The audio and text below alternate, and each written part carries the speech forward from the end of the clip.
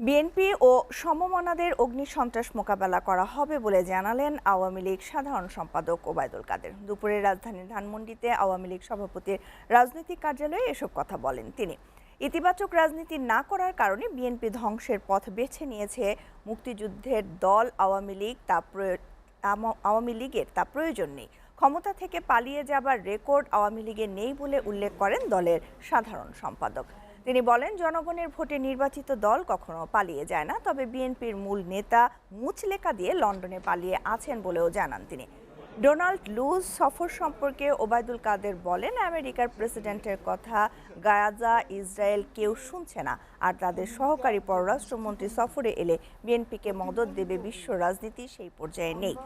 যারা দাপট দেখাতে আসতো তাদের ক্ষমতা মধ্যপ্রাচ্যে সংকুচিত হয়েছে বলেও মন্তব্য করেন তিনি।